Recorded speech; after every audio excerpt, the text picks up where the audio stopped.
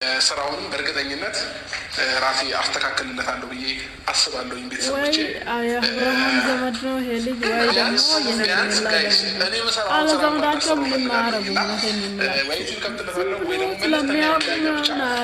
እናሰራዋለን ስራ ካለ እስከ 1 ዓመት ድረስ ቤት ኪራይ ከሌለበት ይልቅ ከአንድ በኋላ ጥሩ ደረጃ ላይ ደርሶ እንትን ማለት ይችላል ማለት ነው። ስለዚህ እንግዲህ ቤተሰቦቼ እዚህ ጋር ደግሞ ትንሽ ክላስ አለች ምናምን ጓደኛ ቢመጣበት ምናምን ነገር ብለን እቺን እናላለች ማለት ነው። እቺን ብቻዋን አንድ ክላስ ነች ይወዳታል ብዬ አስባለሁ። ደስ ብለዋል። በጣም ደስ ለኔ ተገዛ ነው ከጓደኛው ደስታ የሚደሰ የምር ከልቤ ደስ ብሎኛል። ለምን ደስ እንዳለኝ ታውቂያለሽ? ደስ ስላለ ደስ ብሎኛል። ደግሞ ደስ ያለ ቀለል ያለ ነው ለወንድ ለጎረምሳ ለአንድ ሰው ደግሞ በቂ ነው። በቃ ከበቂ በላይ መኝታ ካሉ ሳሎን ካሉ እዛ ጋር ትንሽ ይላል ካሉ እዚህ ጋር ተቆራሽ ይላል አለ።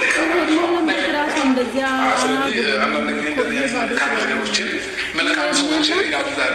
ሳሎን ሶፋ ሳዩን መኝታ ክፍል አሳየችን። እዚህ ጋር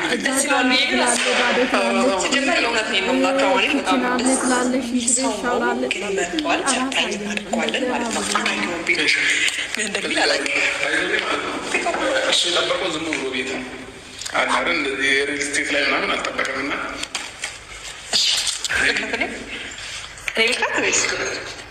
ግን አይመቸኝም። እሺ ይግቡ ነው ግቡ። ሀይ እንዴት ነህ? እንኳን ደስ አለህ። እንኳን ደስ አለህ። እንኳን አባቴ ማንሰ ነው ማርያም ጌታ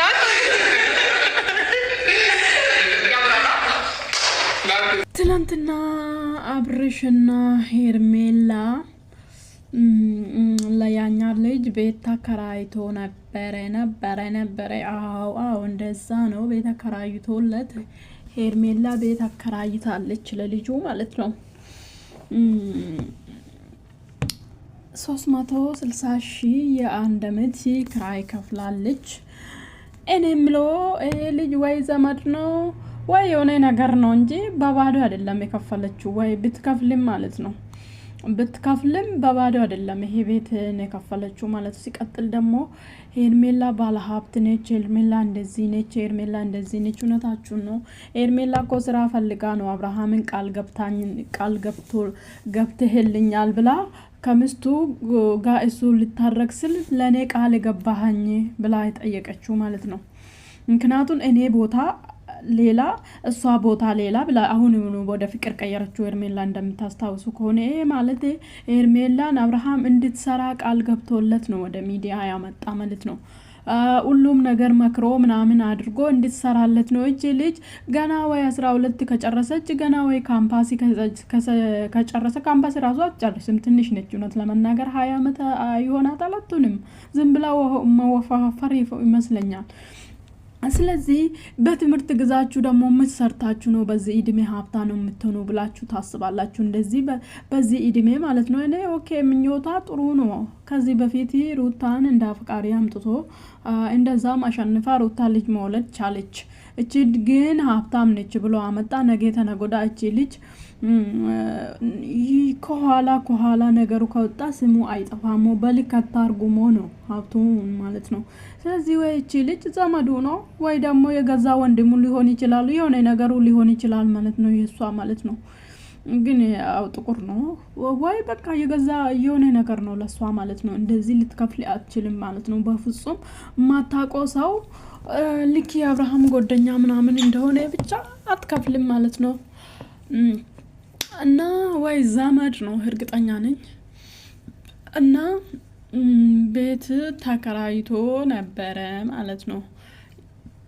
ከዛኔ ምን አለ ትላንትና ጥሩ ኮሜንት ሰጣችሁናል ምናምን አለ።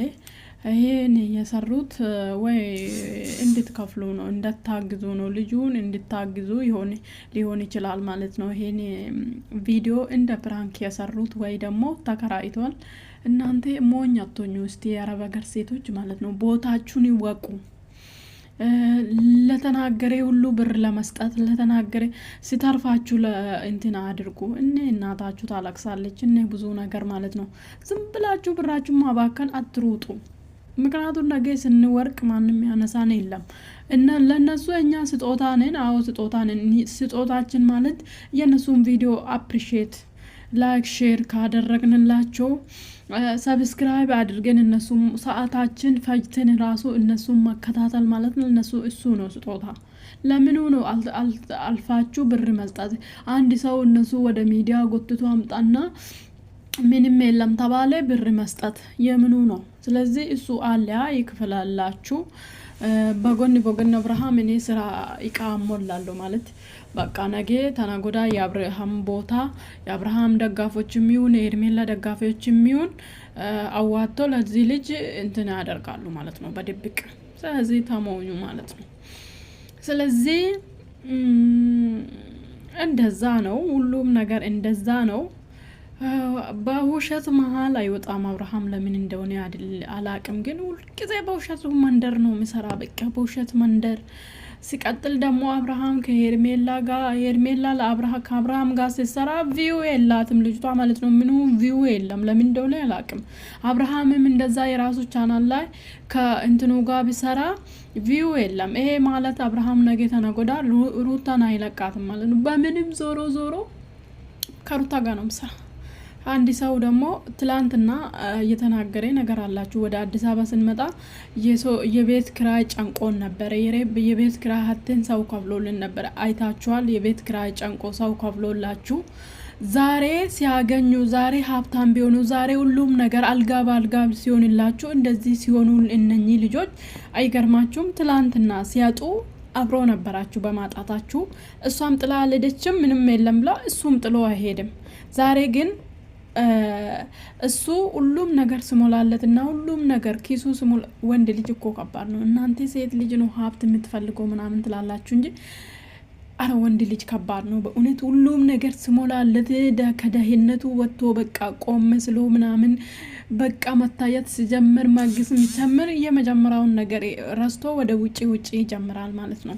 ስለዚህ አብርሃም በምላስ ነው። ለምን በምላስ ማለት አብርሃም በግልጽ ሩታን አልፈልጋትም ብሎ በግልጽ ከተናገረ ኦዲየንስ አብርሃም ላይ ይነሳል። ስለዚህ እሱ ማጣት አይፈልግም። ሩታ ደግሞ ይሄን ነገር ለሰው ብሎ ነው ምናምን ብላ በተደጋጋሚ ተናገረ ማለት ነው። የሱ እኔ እሱን አውቃለሁ ለሰው ብሎ ነው ለሰው ብለህ አትኖር ምናምን ብላ በግልጽ ተጋፍታ ትናገራለችና ሰብስክራይብ እያደረጋችሁ አበረታቱ።